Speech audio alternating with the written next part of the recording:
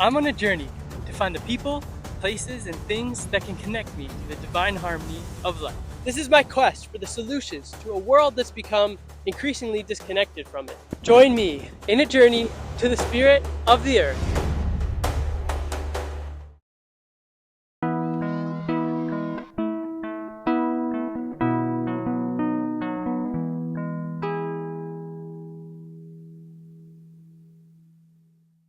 Sumba, Indonesia.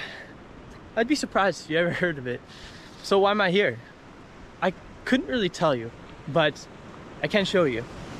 I've got 6 days to explore everything it has to offer, from the west to the east, from the traditional village culture to the spectacular nature, and everything in between. You heard my intentions at the beginning of this video, so we're just gonna find out where that takes me. So come along. There's a special event today that I'm welcome to attend. It's a funeral. But here in Sumba, there's a very unique ceremonial tradition involved in the funeral. The sacrifice of an animal, a buffalo. For some of you, that idea makes you uneasy. Maybe you think of this as barbaric. But as I get to join this today, I'm just gonna approach it with an open mind and an appreciation for Sumba way of life, and we'll see how this goes. So let's show the scene here. There's a little bit of gore. The slaughter is about to happen, but I've made some friends. Everyone looks at me like an alien. We got the kids some ice cream. We brought betel nut, sugar, and tea to the family. This was the uncle of YULIANA. We offered our condolences, and there's this Sumbanese kiss that we use to greet one another, which I learned is just like rubbing of the nose. And then the rest of the funeral felt more like a gathering of family, which they welcomed me into so well. Yeah, everyone is very welcoming and very happy to have me here. My sister, they want to take a picture. The fact that I'm taking photos with the family at this event is almost insensitive, but hey, they asked. So now to the killing of the cows. So Yuli gave me the reasons for the sacrifice. The first is that it's the last offering to the person who's lost their life, which comes from the daughter. If she's married, we'll get into that. She must offer one of her best buffalo. The second reason is because the blood of the animal is believed to cleanse the sins of the deceased person. So what I'm about to show you is my reaction to this happening, with all the little boys up here and their reactions. So what you could do is pay attention to the contrast of the reactions between me and the kids. It just signifies different cultures. I'll make sure not to show any gore in a way that could be disturbing, but if this whole idea makes you uncomfortable, you're more than welcome to just skip to the next section.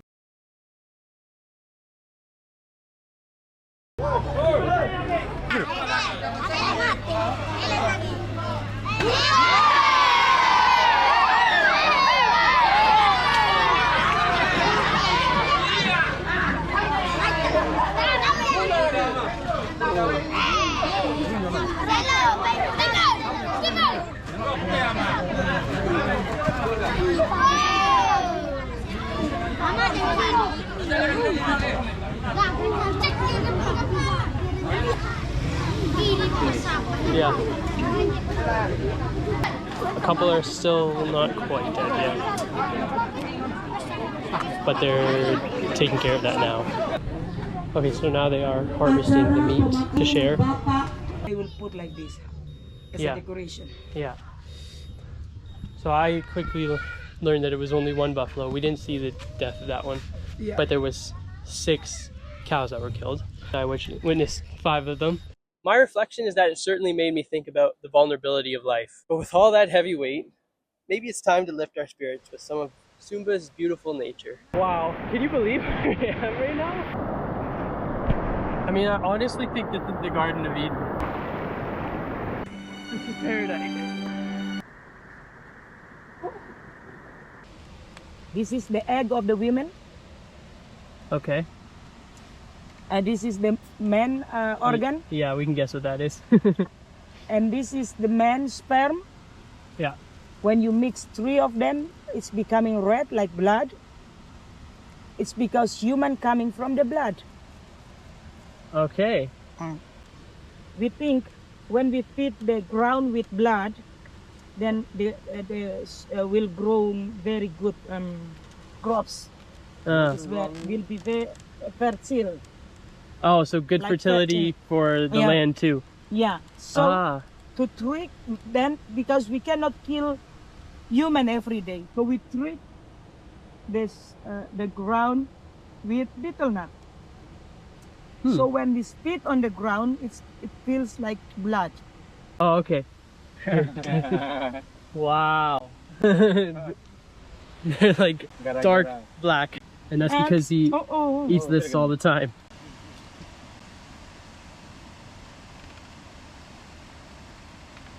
Okay.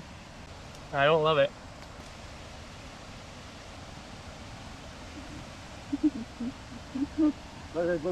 Now, what, chew it? More.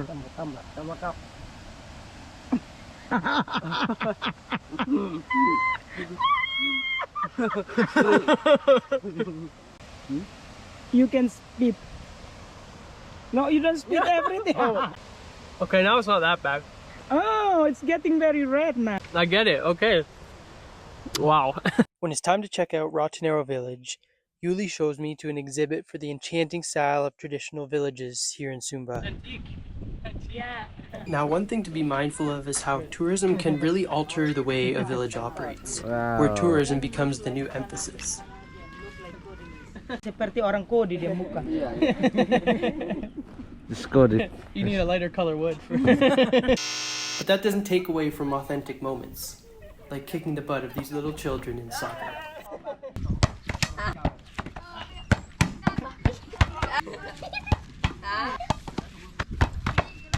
This one, I let them score. Also, when you come to Sumba, you've got to check out Waikuri Lagoon, where local kids and tourists alike come for some prime cliff jumping on high tide. Of course, I had to get in on the fun because I'm all about facing fears, but it was a matter of time before they find out I'm a pathetic loser when it comes to facing a 10-foot cliff. Okay, I'll go.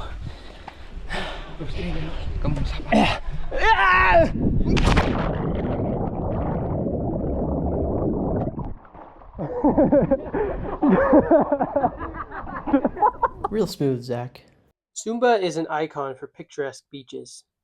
Watubela Beach is the postcard of the island.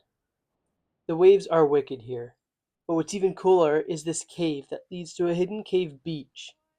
I mean, where else are you going to find a place like this that isn't overridden by tourism? Praigoli Village.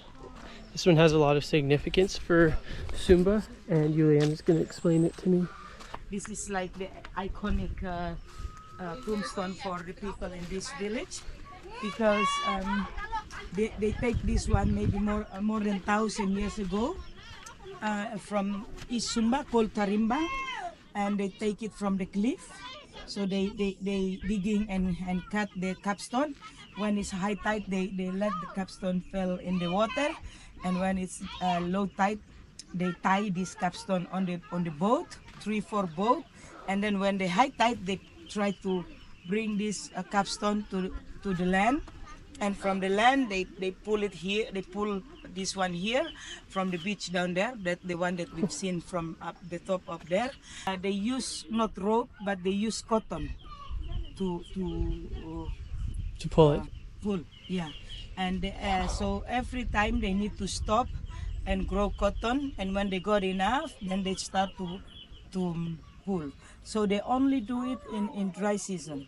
Oh, And during the rainy season, they grow cotton a lot, so they can got enough to bring. So what you see, the carving that you see here, like gong, and dog, and horse, and mamuli, and crocodile, that means they are rich.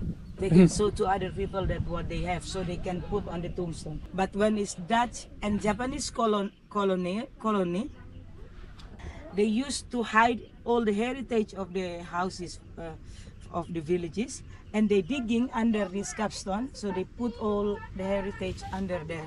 So that heritage still there. the heritage. So what's buried? Like gold, like gold, mamuli gold. Oh, Like the one for the head, like that one. Oh, crown? Yeah, and like the one for the necklace. Yeah. And yeah, everything that they have, they digging under the capstone and they put them there. So when the Dutch and Japanese come, they don't find them. There's a buried treasure in here. Wow. So even until today, they have it there. So that's why they don't bury person there in the middle there, but they just bury the dead person all around this. Oh, people have been buried around here. Yeah. Well, now everyone knows that there's treasure in there. Yeah, but even if people try to digging, it's always something bad happened to them. So this is the most important tombstone for this area and for the Wanukaka. They need like more than 6 years, maybe 12 years, just to bring this one. Okay, we've now made it to East Sumba. Just check out this. It's hard to believe it's the same planet, let alone the same island. This is where I wish I had a drone. Beautiful, huh?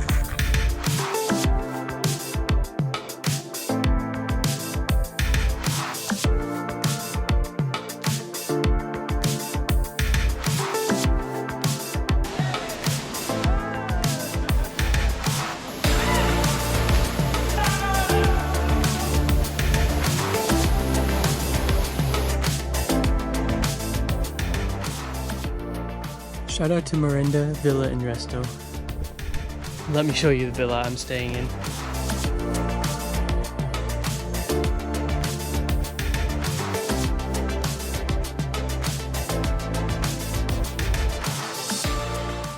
A little bit of exploring in the morning of these rolling hills. This looks like a good spot where I'll do my monologue for the end of the video. Okay, so now it's time to reflect on the Sumba adventures, taking all the experiences I've shared with you and going back to my intentions. So what have I learned? First of all, life is very simple here. Communities are tight-knit and family bonds are strong. Traditions are maintained and the nature is bountiful. It's peaceful, and happiness is found just by being a part of the community, contributing to the common good. Second, things are better when they aren't ruined by tourism. But that's coming from a tourist. I'm very fortunate to be a traveler and to be experiencing Sumba with Yuli as my guide. I came here craving an authentic experience, and I would say I got that. There were times, like Ratenggaro Village, I was treated like a tourist and felt like I was eroding the genuine way of life in the village. I wanted to be treated more like a curious and responsible visitor, and in many ways I was welcomed into the community as exactly that. I'm curious to learn about the Marapu way and feel responsible to arrive with respect for the traditions of the people here and not ruin it with colonial interference. Well, it just so happens that these intentions have led me to the next adventure. For the next few days, I've been welcomed to stay with Yuli in her traditional village house in Waikacura, and I'll be experiencing the authentic way of life there. So next video, I'm going to be documenting that and shedding light on Yuli for how invaluable she is to visitors like me, but also Sumba and the traditional way of life here. So get ready for another Sumba video. In the meantime, if you could help me out and give a thumbs up to this video and subscribe, that would help make this dream come true of doing more of this. Check out my book if you want to hear more about the philosophical enlightenment that led me on this spiritual path. And don't forget, we can solve the world with love. This planet is so marvelous. I hope I know my way back.